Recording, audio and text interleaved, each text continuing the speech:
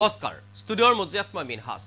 সাধাৰণ জনতাৰ ওপৰত কৰৰ মাধমাৰ সাধাৰণ জনতাৰ ওপৰত এতিয়া ঋণৰ বোজা জাপি দিছে এইখন চৰকাৰে কেৱল মাত্ৰ হিতাধিকাৰীক সন্তুষ্ট কৰাৰ লক্ষ্য উদ্দেশ্য আগত ৰাখি এইখন চৰকাৰে জাপি দিছে নেকি প্ৰতিগৰাকী সাধাৰণ জনতাৰ ওপৰত কৰৰ বোজা এই বছৰ অৰ্থাৎ 2025 চনৰ জানুৱাৰী মাহৰ 7 তাৰিখে এইখন চৰকাৰে ঋণ হিচাপে লৈছিল 500 কোটি টকা তাৰ পিছত পুনৰ 28 তাৰিখে অৰ্থাৎ জানুৱাৰী মাহৰ শেষ হবৰ সময় হৈছিল ঠিক সেই সময়তে 28 তাৰিখে পুনৰ 500 কোটি টকা ঋণ লৈছিল এইখন ৰাজ্য চৰকাৰে তাৰ পিছত আকৌ ফেব্ৰুৱাৰী মাহ আৰম্ভ হল কালি 1 তাৰিখ গল আজি 2 তাৰিখ আৰু অহা 4 তাৰিখে পুনৰ 900 কোটি টকাৰ ঋণ লবলৈ গৈছে এইখন ৰাজ্য চৰকাৰে এক প্ৰকাৰ ঋণৰ ওপৰত যেন নিৰ্ভৰ এইখন চৰকাৰ ঋণ নহলে যেন চলিব নোৱাৰে এই চৰকাৰখন প্ৰতিটো মাহৰ আৰম্ভণিত এবাৰ আৰু প্ৰতিটো মাহৰ শেষৰ সময়ত এবাৰ যদি ঋণ লব নোৱাৰে চৰকাৰে তেনেহলে হয়তো মাহটো ধুনিয়াকৈ মাহটো ভালকৈ যাতে যে চৰকাৰে চলাব নোৱাৰে এক প্ৰকাৰ এয়া আজি কেইটা মাহ পূৰ্বৰ পৰাই এটো স্পষ্ট হৈ পৰিছে কিয়নো ডিসেম্বৰ মাহক যদি আপুনি লক্ষ্য কৰে বা জানুৱাৰী মাহত যদি আপুনি লক্ষ্য কৰে আপুনি ভাবি গম পাব মই ইতিমধ্যে উল্লেখ কৰিছো জানুৱাৰী মাহৰ 7 তাৰিখে 500 কোটি টকাৰ ঋণ 28 তাৰিখে 500 কোটি টকাৰ ঋণ মাহটো শেষ হল আকৌ ফেব্ৰুৱাৰী মাহ আৰম্ভ হল ফেব্ৰুৱাৰী মাহৰ 4 তাৰিখে পুনৰ 400 কোটি টকাৰ ঋণ লবলৈ গৈছে এইখন ৰাজ্য চৰকাৰ খবিস্তাৰে লৈবৰ কাৰণে চেষ্টা কৰিছো আপোনালোকৰ বাবে ঋণ নললে যেন চলিব নোৱাৰে এতিয়া হিমন্ত চৰকাৰ প্ৰতি মাহতে ঋণ লৈ চলি আছে ৰাজ্য চৰকাৰ প্ৰতিটো মাহতে ঋণ লৈ চলি আছে পুনৰ 4 ফেব্ৰুৱাৰীত 900 কোটি ঋণ লব ৰাজ্য চৰকাৰে বছৰৰ আৰম্ভণিতে 500 কোটি টকা ঋণ লৈছিল ৰাজ্য চৰকাৰে বছৰৰ আৰম্ভণিতে অৰ্থাৎ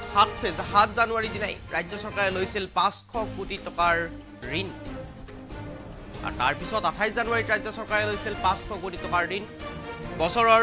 আৰম্ভণিৰ প্ৰথম পহিলা মাহতেই জানুৱাৰী মাহতেই এবাৰ প্ৰথমত এবাৰ শেষত লোন লৈছিল চৰকাৰে পুনৰ আকৌ 900 কোটি ঋণ লব ৰাজ্য চৰকাৰে সৰকাৰি বন্ড বন্ধকত থৈ ঋণ লৈছিল ৰাজ্য চৰকাৰে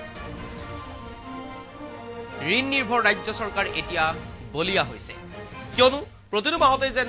ঋণ নললে চলিব নোৱাৰে ৰাজ্য চৰকাৰ হিতাধিকাৰীক সন্তুষ্ট কৰিবলৈ ধাৰৰ উপৰি ধাৰ লৈছে এতিয়া হিমন্ত চৰকাৰে যিসমূহ ঋণ লৈছে যিসমূহ ধাৰ লৈছে হিমন্ত চৰকাৰে সেই ঋণসমূহ কেৱল মাত্ৰ হিতাধিকাৰী সন্তুষ্ট কৰিবৰ বাবেহে এই ঋণসমূহ লোৱা ইতিমধ্যে পৰিলক্ষিত হৈছে কিয়নো কোনো উন্নয়নমূলক কাম অথবা কোনো যি কামৰ পৰা চৰকাৰৰ ৰেভিনিউ সংগ্ৰহ হ'ব যি কামৰ পৰা চৰকাৰৰ উপাৰ্জন হ'ব সেই কামত কিন্তু আজি পৰ্যন্ত হেয়া ঋণসমূহ অধিকাংশই ধন খৰচ কৰা পৰিলক্ষিত হোৱা নাই যিসমূহ আঁচনি আছে সেই আঁচনিসমূহতে এক প্ৰকাৰ খৰচ কৰা যেন পৰিলক্ষিত হৈছে বা হেয়া অনুধাৱন কৰিবলৈ বাধ্য হৈছে সাধাৰণ জনতা কিয়নো মাহৰ প্ৰথম অৱস্থাত ঋণ লব লাগে চৰকাৰে আকৌ মাহৰ শেষৰ অৱস্থাত ঋণ লব লাগে চৰকাৰে ইতিমধ্যে উল্লেখ কৰিছো জানুৱাৰী মাহৰ 7 তাৰিখে লৈছিল 500 কোটি টকা তাৰ পিছত লৈছিল 28 তাৰিখে 500 কোটি টকা আকৌ জানুৱাৰী মাহ শেষ হল ফেব্ৰুৱাৰী মাহৰ 4 তাৰিখে পুনৰ এইখন চৰকাৰে লবলৈ গৈ আছে 900 কোটি টকাৰ ঋণ এই 900 কোটি টকাৰ ঋণ পুনৰ লৈ আকৌ 900 কোটি টকাৰ ঋণৰ বোজা এইখন ৰাজ্যৰ সাধাৰণ জনতাৰ ওপৰত যে জাপি দিছে এয়া স্পষ্ট হৈ পৰিছে এই ঋণ লোৱা যেটো ব্যৱস্থা এই ঋণ লোৱা ব্যৱস্থাৰ বাবে আজি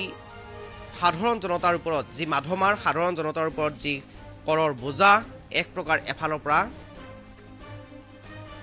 পৰি গৈছে আৰু যাৰ বাবে জুৰুলা হৈ পৰিছে এটা সাধাৰণ জনতা প্ৰতিটো অত্যাৱশ্যকীয় সামগ্ৰীৰ দাম বৃদ্ধি পাইছে প্ৰতিটো অত্যাৱশ্যকীয় সামগ্ৰীৰ দাম প্ৰতিদিনেই বৃদ্ধি পোৱা প্ৰয়োজন হৈ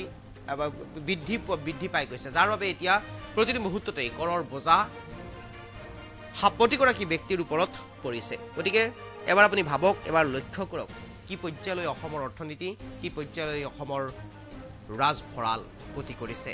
এবাৰ মন্তব্য কৰি আপুনি জনাই যাওক চৰকাৰৰ এই ঋণ লোৱা ব্যৱস্থাটো কিমান গ্ৰহণযোগ্য আপোনাৰ বাবে